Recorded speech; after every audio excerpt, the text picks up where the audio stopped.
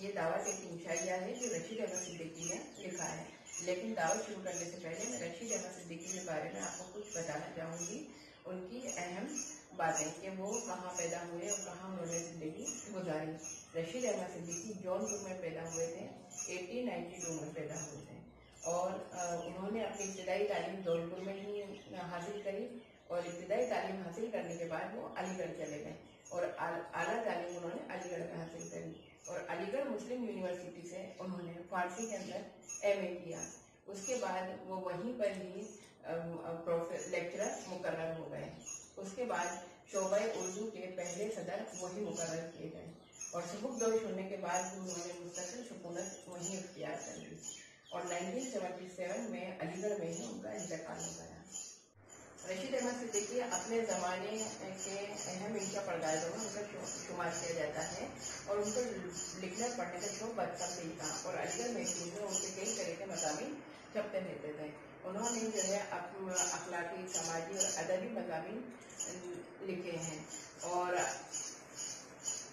उन्होंने अरबी और फारसी की तराकीबों का बड़ी खूबी के साथ इस्तेमाल किया है और उर्दू अदब में उनके इन कारनामे की वजह से हुकूमत हिंद ने उन्हें पद्मश्री के अवार्ड से भी नवाजा था 1963 में और साहित्य अकेडमी के अवार्ड भी उनको मिले हैं। उन्होंने जो है बहुत सारी किताबें उन्होंने लिखी हैं, उनके बहुत सारे मजमूए भी हैं। उनकी किताबों और मजमूओं के नाम इस तरह हैं कि अहम किताबों में मज़ामीन रशीद है जो कि उनके मज़ाहिया मज़ामीन का मजमुआ है, गंज हाय गिराम आया है जो उनके खाकों का मजमुआ है, खन्ना उनके तकारीर का मजमुआ है और आशिफ्ता बयानी मेरी उनके खुद नविश्त है। ये उनकी किताबें बहुत ज़्यादा मशहूर किताबें हैं। अब मैं आपको जो मैंने अभी तक बताया है रशीद अहमद सिद्दीकी के बारे में, उसके कुछ मेन पॉइंट्स ब्लैक बोर्ड के ऊपर लिखे हैं, ये मैं आपको पढ़ के सुनाऊंगी, ये आप अच्छी तरह नोट कर लीजिए। पहला पॉइंट है रशीद अहमद सिद्दीकी 1892 में जौनपुर में पैदा हुए थे। नेक्स्ट पॉइंट है इब्तिदाई तालीम उन्होंने जौनपुर में ही हासिल करी थी। नेक्स्ट है आला तालीम के लिए वो अलीगढ़ चले गए। नेक्स्ट फारसी में एमए किया और अलीगढ़ मुस्लिम यूनिवर्सिटी से ही उन्होंने आला तालीम हासिल की। अलीगढ़ मुस्लिम यूनिवर्सिटी के शोबा उर्दू के सदर मुकर्रर किए गए। नेक्स्ट पॉइंट है अलीगढ़ में ही उनका इंतकाल 1977 में हुआ। उसके बाद नेक्स्ट है उनको हुकूमत हिंद ने पद्मश्री का अवार्ड दिया जो 1963 में उनको दिया गया। अब उनके अहम तसनीफ मैंने बोर्ड के ऊपर लिखी है, ये ध्यान से देखिए। मज़ामीन रशीद जो उनके मज़ामीन का मजमुआ है। नेक्स्ट है गंज हाय गिराम आया, ये इनके खाकों का मजमुआ है। नेक्स्ट है खन्ना जो उनके तकारीर का मजमुआ है और लास्ट है आशिफ्ता बयानी मेरी जो उनके खुद नविश्त है। ये इनकी बहुत इंपॉर्टेंट तसनीफ है और बच्चों इसके बारे में बोर्ड के एग्जाम में भी क्वेश्चन कई बार पूछा जाता है कि आशिफ्ता बयानी मेरी के मुसन्निफ कौन है, तो आपका जवाब होगा रशीद अहमद सिद्दीकी। इसमें से वन वर्ड के क्वेश्चन बनते हैं कि गंज हाय गिराम आया किसने लिखी है या खन्ना किसकी तसनीफ है, मज़ामीन रशीद के बारे में क्या जानते हैं, ये सभी इसमें से इम्पोर्टेंट क्वेश्चन बनते हैं। तो आप इन तसानीफ को अच्छी तरीके से लिख लें और याद कर लें। अब हम उनका सबक दावा शुरू करने जा रहे हैं जो कि एक इंशाइया है, बड़ा मज़ाहिया मज़मून है जिसे पढ़ के आपको बड़ा मज़ा आएगा। इसमें उन्होंने अपने ही बारे में बताया है कि उन्होंने किस किस तरह की और किस किस किस्म की दावतें उन्होंने में वो शरीक हुए थे और कैसी कैसी दावतों में वो गए थे।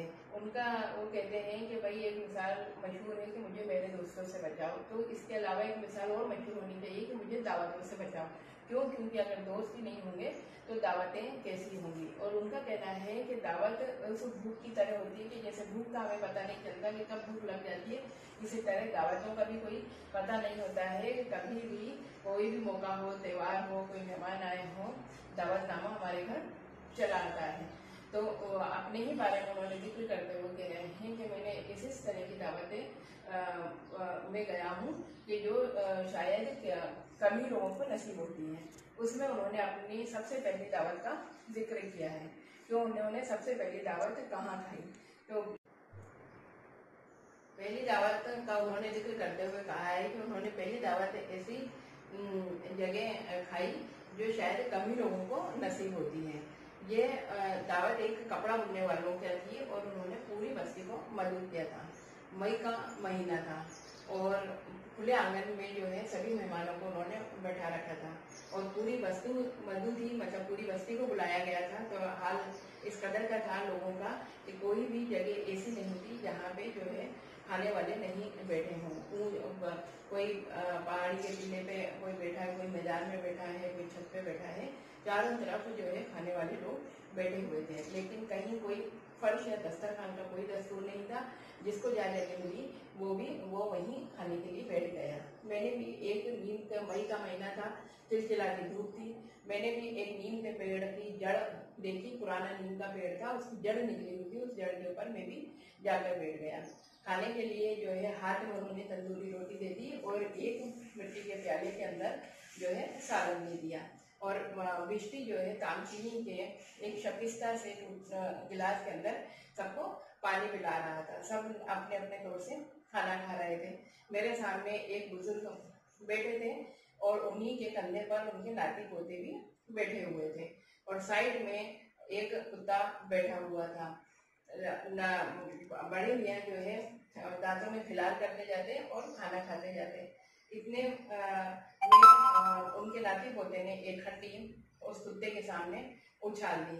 एक कुत्ता और छुपा हुआ इसी इरादे से बैठा था कि कोई बच्चा कुछ डाल दे तो वो झपट ले, तो वो छुपा हुआ कुत्ता उस सामने वाले कुत्ते के ऊपर आके लपक के गिरा और इस भगदड़ के अंदर जो है उनका बड़े मियाँ का सारा सालन गिर गया और फिलहाल उनके हलक के अंदर अटक गया और एक चारों तरफ एक हुल्लड़ मच गया और जो है सारी दावत खाने वाले लोग तीतर बीतर हो गए।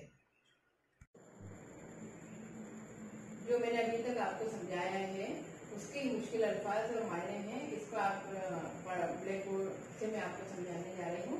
इसको आप रशीद अहमद सिद्दीकी की जो पहली दावत का मैंने आपको जिक्र बताया है और सुनाया है कि उन्होंने पहली दावत किस तरह से खाई, उस दावत में जो जो मुश्किल अल्फाज और मायने आए हैं वो मैंने व्हाइट बोर्ड पे पढ़ लिख दिए हैं और मैं आपको पढ़ के बता रही हूँ। इनको सब आप कॉपी के अंदर नोट कर लें।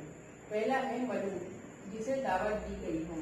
उन्होंने जो है पूरे मोहल्ले को दावत दी थी, पूरे मोहल्ले को मधु किया था, तो उसका मतलब है कोई जिससे दावत दी गई हो। दूसरा है नशेबो फराज। नशेबो फराज का मीनिंग होता है उतार चढ़ाव के, कहीं भी ऊपर नीचे या उतार चढ़ाव। नेक्स्ट है शकिस्ता। शकिस्ता टूटा फूटा। नियाजमंद इरादतमंद, दो जानू बैठना, दोनों घुटनों को पीछे मोड़कर बैठना। फिलहाल करना, जो हम खाने के बाद जो है हमारे दांतों में कुछ बच जाता है तो हम टूथ पिक से या किसी भी तिल्ली से दांत साफ करते हैं, उसे हम उर्दू में कहते हैं फिलहाल करना। नेक्स्ट है मराकबा। मराकबा मतलब ध्यान, ध्यान लगाना किसी भी चीज को या ध्यान उसी चीज के ऊपर मुकर्रर कर बैठना। यकलक मतलब यकायक, अचानक। चलिए अब मैं आपको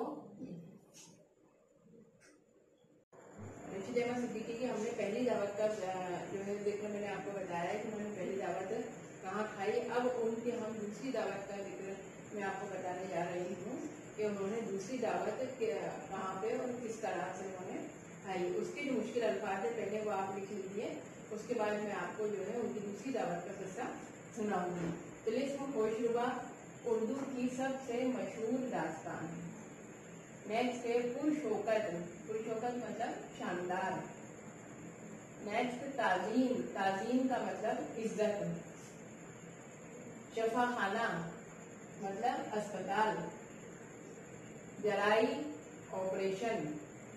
गांव खाने से पहले बजने वाला घंटा, जो स्कूल में भी आपको खाने से पहले बजता है घंटा या जो होता है लंच ब्रेक उसमें भी घंटी बजाई जाती है, वो क्या कहलाता है? गौन। लिबास फाखरा, खास मौकों पर पहने जाने वाला लिबास। लिबास क्या कहलाता है? लिबास फाखरा।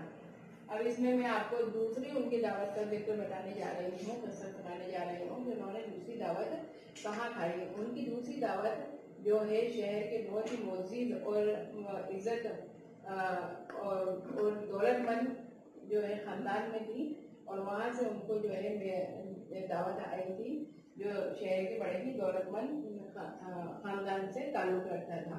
और मेजबानी के फराइज जब वो घर पहुंचे तो उन्होंने देखा कि मेजबानी के फराइज जो है खातून खाना निभा रही थी। खातून खाना जो घर की बड़ी खातून थी, जो घर की जिम्मेदार लेडीज थी, वही जो है मेजबानी के फराइज, मेजबान उसे कहा जाता है जिसके घर में हम दावत के लिए जाते हैं या जो हमें दावत के लिए बुलाता है। मेहमान जो दावत के लिए जा रहा है वो मेहमान कहलाता है। इस चीज का आप ध्यान रखिएगा, मेजबान और मेहमान का डिफरेंस आप बिल्कुल ध्यान रखिएगा। उसके बाद जब वो घर पहुंचे तो देखा कि मेजबानी की जो फराइज थी वो खातून खाना निभा रही थी। और जैसे ही ड्राइंग रूम में पहुंचे तो हमें दिन में तारे नजर आने लगे कि ड्राइंग रूम इतनी आलीशान चीजों से और इतनी चमकदार चीजों से सजा हुआ था कि ऐसी नायाब और इतनी खूबसूरत और इतनी पुरशौकत और इतनी कीमती चीजें हमने जो है या तो मिलाद में या तिलिस्म होशरुबा, जो मैंने ये लिख रखा है कि उर्दू की सबसे मशहूर दास्तान है, इसमें ही इसका हमने जिक्र सुना था, या इसके अलावा हमने ये सारी चीजें कभी नहीं देखी या सुनी थी।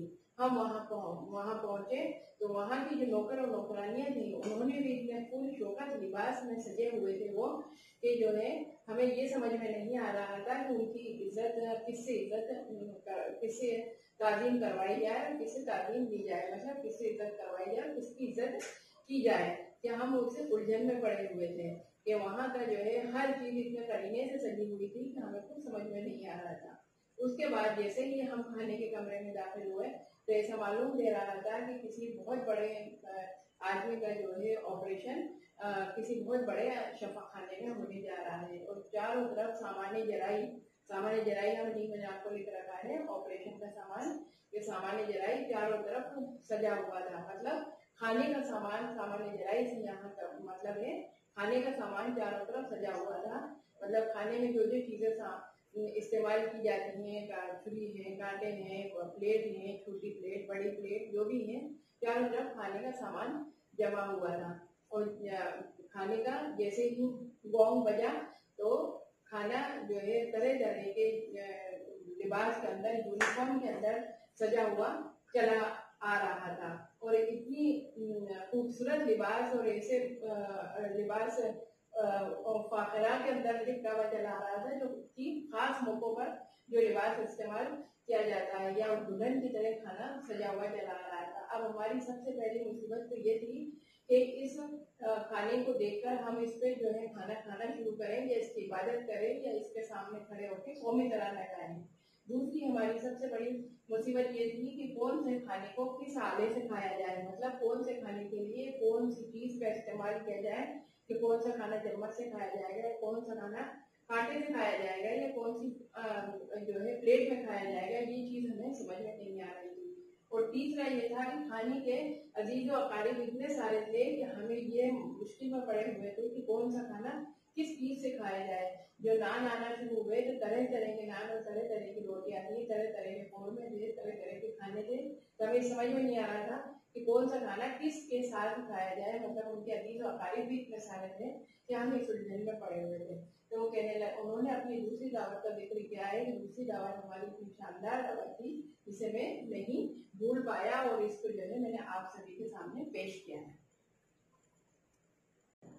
बच्चों, हमने नेक्स्ट अपनी दावत का सिलसिला शुरू करने से पहले मैं आपको फिर और मुश्किल अल्फाज जुबाने लिखाना और समझाना चाहूँगी ताकि आपको आगे जो है अपनी जो दावत का सिलसिला चल रहा है वो आपको अच्छी तरीके से समझ में आ जाए।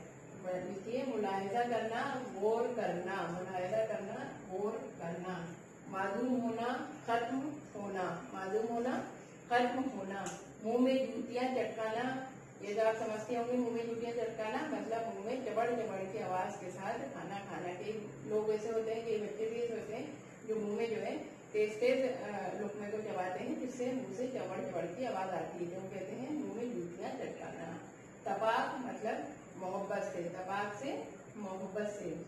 पजीराई करना, इस्तकबाल करना, पजीराई करना, इस्तकबाल करना या चबाना। आकिबत खराब होना मतलब बुरा अंजाम होना, आकिबत खराब होना, बुरा अंजाम होना। या पोज करके एक बार इनको हार्ड वर्ड्स को आप लिख लीजिए ताकि आपको आगे का समझ में आ जाए।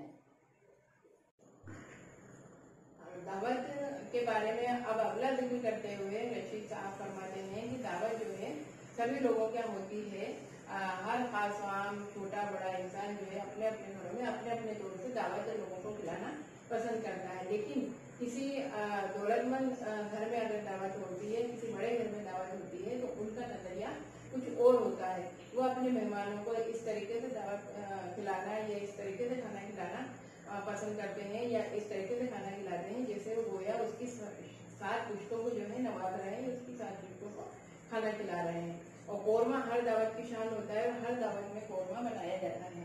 हर छोटे से छोटा इंसान और हर बड़े से बड़ा इंसान जो है अपनी दावत में कोरमा बनाता है। लेकिन किसी बड़े इंसान का कोरमा बनता है तो वो उसको इस तरीके से पेश करेगा कि बताने की कोशिश करेगा कि उससे बेहतरीन कहीं और नहीं बना, या उससे ज्यादा अच्छा कहीं और नहीं मिल रहा है। वो उनको जो है हाफिज साहब को, मौलाना साहब को कहेंगे कि देखिए आप जो है ये जो कोरमा बना है, ये दिल्ली का बहुत मशहूर हलवाई है जिसने बनाया है, और पूरा बादाम के अंदर ही बना हुआ है, और बादाम के अंदर ही बना है। और इसकी बोटी की खुश्की या आप जो है इसे तोड़ के देखिए कि कितनी नरम है और कितनी वो कोरमा मौलाना साहब को इस तरीके से खिलाएंगे जैसे कभी मौलाना साहब ने कोरमा नहीं खाया है। उन्हें ये बताने की कोशिश करेंगे कि ये जो कोरमा है दिल्ली के बड़े मशहूर हलवाई ने बनाया है, और सिर्फ बादाम के अंदर ही बनाया है। बोटी की फर्स्ट घी पे गौर कीजिए कि बोटी कितनी नरम है, कितनी खस्ता है। और फिर जो है जबरदस्ती जो है मौलाना साहब को खिलाने की कोशिश करेंगे, और कहेंगे कि जो है अब ये इस तरह का कोरमा बिल्कुल क्या है माधूम होता जा रहा है, मतलब खत्म होता जा रहा है, या इस तरीके के बनाने वाले अब बिल्कुल खत्म होते जा रहे हैं। कि भाई ये जो हलवाई है दिल्ली में, ये एक अकेला हलवाई है, इस जैसा कोई दूसरा हलवाई अब दिल्ली के अंदर मौजूद नहीं है। तो इस तरह के जो बना करते हैं कोरमे वो अब बिल्कुल मालूम होते जा रहे हैं, तो आप और खाइए। जबकि उनका जी नहीं जाएगा तो भी वो जो है सामने वाले को बुलाकर जो है जबरदस्ती उनकी प्लेट में और जो है कोरमा डलवाएंगे, और इस तरीके से उनको बुलाएंगे, सामने वाले को इस तरीके से ऑर्डर देकर बुलाएंगे जैसे कोई भी मौलाना साहब को कोरमा नहीं खिला रहे हैं या मौलाना साहब को पिटवाने का इरादा है। जब मौलाना साहब की प्लेट में जबरदस्ती वो कोरमा डाल दिया जाएगा तो उनका जी नहीं जाएगा, और वो जो है छोड़ भी जाने को चाहेंगे, लेकिन फिर भी जो है इस शफ़क़त और इस सफ़ाक़त और इस मोहब्बत के साथ उनको खिलाएंगे जैसे किसी नावीना जो है हाफिज को अपने वालिद मरहूम की फातिहा का खाना खिला रहे हैं। दूसरी तरीके की दावत का रशीद अहमद सिद्दीकी जिक्र करते हुए कह रहे हैं कि कुछ मेहमान ऐसे होते हैं जो जबरदस्ती अपने जो है मेहमान के ऊपर खाना लाद देते हैं, और उन्हें कहते हैं कि नहीं, आप इसरार कर करके उनको जबरदस्ती खिलाने की कोशिश करते हैं, और कहते हैं खाइए, आपने कुछ नहीं खाया, आपको मेरे सर की कसम आपको ये खाना खाना पड़ेगा, और जो है जबरदस्ती प्लेट के अंदर वो खाना उड़े ले चले जाते हैं। उस वक्त जो है वो कह रहे हैं कि मुझे ऐसे मेहमान और इसी दावत से जो है कल भी नफरत है कि जो ज्यादातर जो है जबरदस्ती करके खाना खिलाना चाहते हैं। उस वक्त ये जी चाहता है कि या तो प्लेट अपने सर पे मार लीजिए या अपना गिरबान चाक करके मतलब फाड़ के घर से निकल जाइए। लेकिन मेहमान है कि वो मेजबान है कि वो मानने को ही तैयार नहीं होता और कहता है कि नहीं आप और खाइए, आपने अभी कुछ खाया ही नहीं है, और जल्दी में मैं आपके लिए कुछ इंतजाम ही नहीं कर सका, और जल्दी में जो है बस मैं आपके लिए यही दाल दिया जो है आपको पेश कर सका। लेकिन सही बात तो मैं बताना चाहूँगा, वही कहते हैं जो उसके दिल में ही होता है कि मैं उसकी दुनिया भर की तारीफ करूँ और कहूँ कि नहीं ऐसा खाना तो मैंने क्या मेरे साथ रिश्तों को कभी नसीब नहीं हुआ जिस तरह का खाना आप मुझे खिला रहे हैं। उसके दिल के ख्यालात यही होते हैं, वो कहता जाता है कि मैं जज्बाती में आपके लिए कुछ नहीं कर पाया। इस तरह की दावतों से मुझे सख्त नफरत है, तो उनका ये मानना है।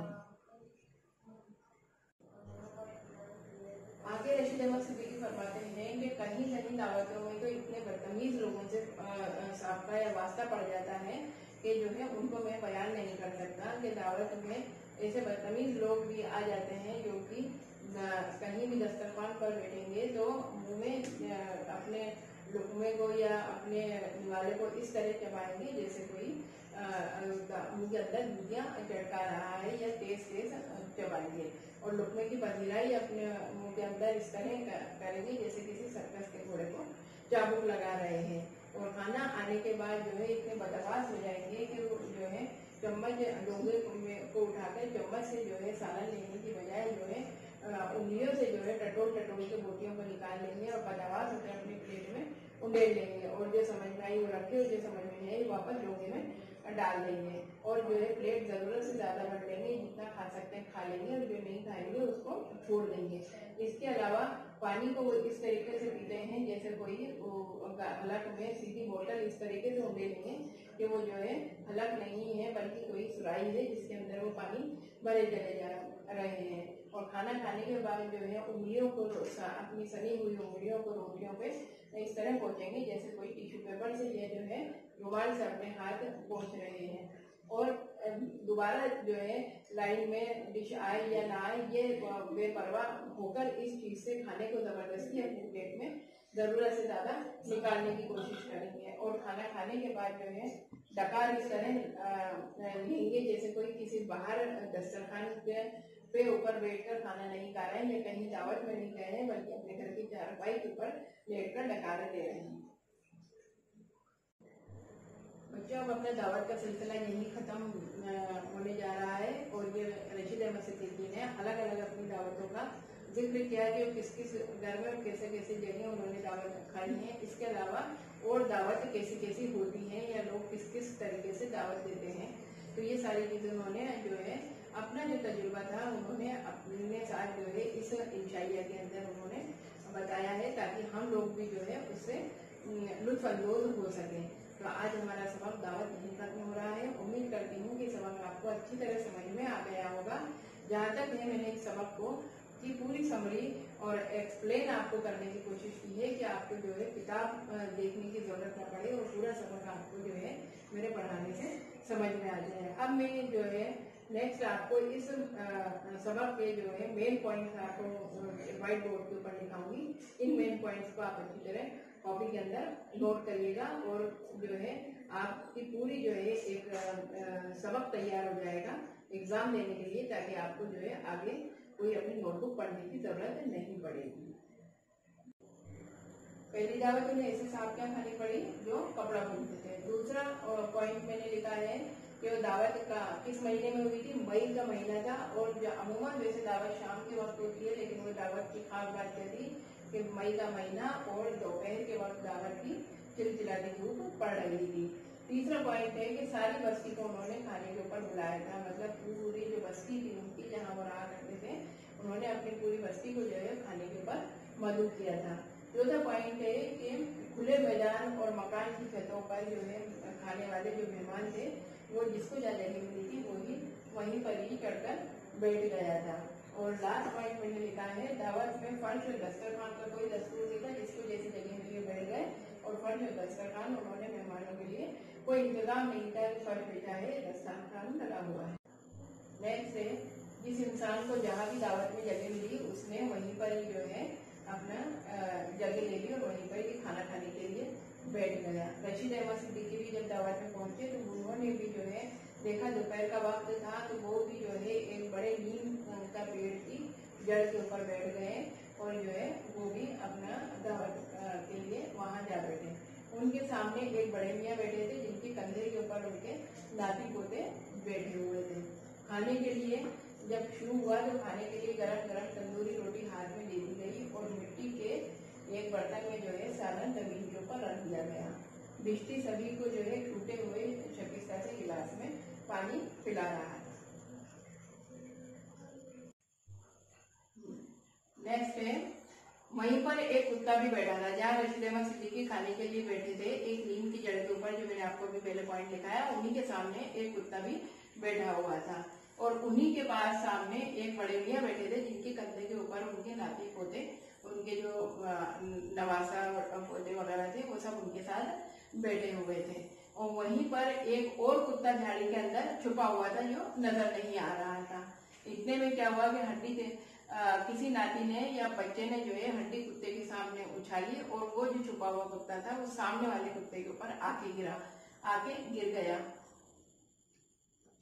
इसी चक्कर में एक हुल्लड़ मचा और जो बड़े मियाँ जो खिलाल कर रहे थे वो उनके दांतों में या हलक में जाकर फंस गया और चारों तरफ शोर मच गया और सारे खाने वाले भाग खड़े हुए।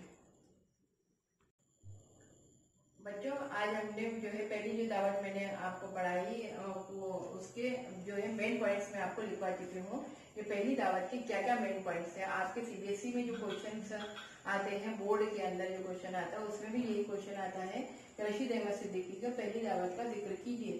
तो उसमें जो है सारे पहली दावत का जो भी जिक्र है जो उसके मेन पॉइंट्स है मैं आपको लिखवा चुकी हूँ। अब नेक्स्ट जो हम वीडियो होगा उसके अंदर मैं आपको उनकी दूसरी दावत के मेन पॉइंट्स लिखवाऊंगी और जो दावत का अलग अलग उन्होंने बताई हैं कि किस किस तरह की कैसी कैसी दावतें होती हैं उनके सभी के मेन पॉइंट्स मैं आपको लिखवाऊंगी।